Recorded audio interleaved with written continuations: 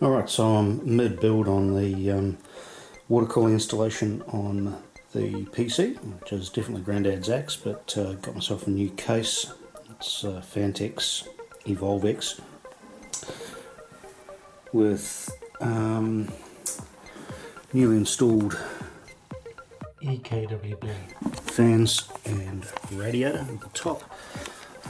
That's the old CPU cooler running to a Zalman resonator, which has done excellent service, although it's got pretty poor reviews online. Even though it's aluminium, I haven't had any issues at all, but time to swap it out because I'm going to get a replacement graphics card, hopefully the 3080, and I'll put a water cooling jacket on that, and that'll be cooled using this pump and reservoir through the radiators and some hard tubing which I have yet to bend, which I've got back here, along with some parts from Corsair, which are really good quality from what I can tell so far. Haven't run it yet, so haven't been able to test for leaks. That'll come in due course. And a little bit of colouring and a little bit of tube bending to come. Here we go. Okay, here we are with the disassembled CPU water cooling block. So that's what faces onto the actual CPU itself, and then various little components which make sure that the water gets distributed through these little fins here, which is how the heat's dissipated. So I'll see if I can get this back together and back on the machine.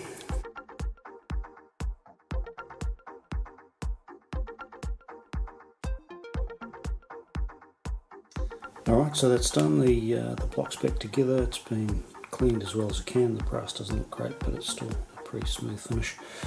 And the CPU there itself has the thermal paste on it, ready to go. So a simple matter of dropping it on and then tightening it up with thumb screws, or whatever you want to call them. For those, tighten it down, job done.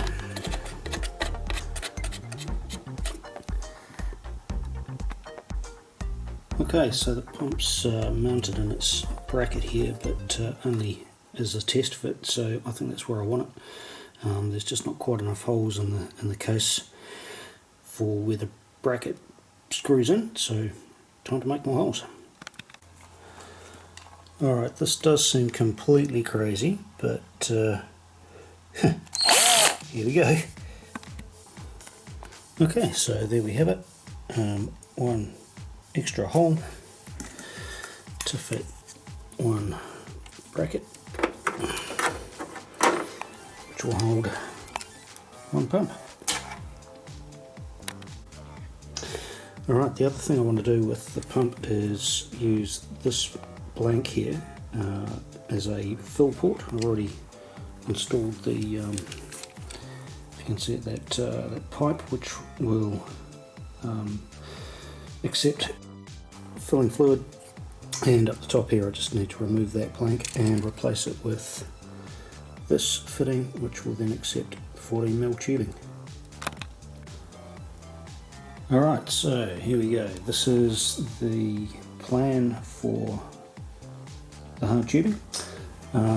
Starting at the top, got a fill port here which I can use to top up, fill the system. The plan is to run it a hard line across to the top of the reservoir, which will then feed the pump. Now from the pump, I plan to have the outlet running across, up, and as it comes across I'll tee it off so that it can then feed out of that little hole there and across to a drain port which I have here through a valve which I'll put in here. So out, down, across through the T, continuing across and up to the CPU, and that'll future-proof it for as it comes up here. When I replace this graphics card, I'll be able to put a water jacket on it and just change the tubing in that section.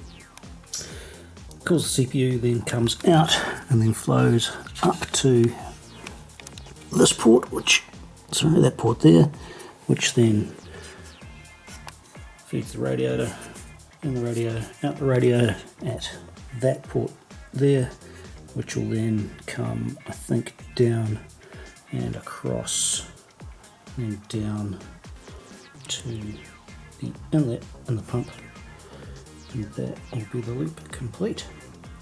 So, time to get into the fun stuff. First, bit of lunch, pick up some more distilled water, and then start bending. Alright, so we've got the drain part of the pump system set up, and it's down to that T-junction. I've changed where I plan to put it, so instead of running down through that whole T-junction there, down to a 90 bend valve, another 90 in the back of the case there, and two, if it focuses, to the drain port.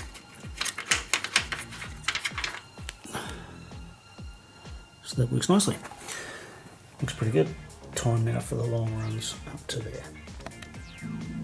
Alright, very close to getting it all done now. The feed line, slight change of plan, is now running at a diagonal. Basically I was running out of tubing because I'd messed it up so many times, so I had to cut a corner, literally. Got the fill section done, the drain part of it. The only thing now is the final line coming from the radiator outlet, which I've got only just enough to run across and down to the pump inlet. And all of the work's been done right here. Heat gun, soapy liquid for the hose insert, stop it collapsing as it's bent. The mandrel 3D printed a couple of days ago so that get a nice accurate 90-degree turn. Safety equipment, measuring device, and a Dremel to cut and deburr the edges, and that's it. Alright, finished. It's pretty shabby looking piping, but it works. Not bad for a first attempt anyway. So, time now to fill it using the filling port. Plug it into an old power supply unit. Oops, that I had lying around. And give it a run. I'll power up only the reservoir. I won't apply power to the rest of the motherboard and so on, because if it does leak, that would be bad. Alright, started to fill it, and reservoir about as full as it's going to get for the moment. So time now to give it a run and see what happens.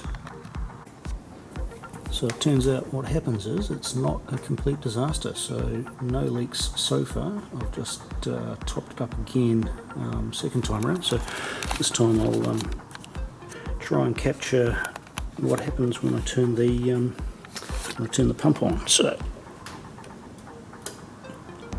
takes a second, starts to run, turn it off, and repeat. Another top up.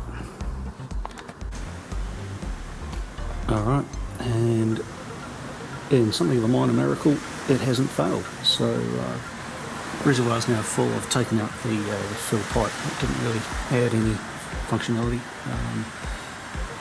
Can't see any major air bubbles. The fill port The full line's still got some residual fluid in it, which I don't know, maybe I'll tidy up if I can. And the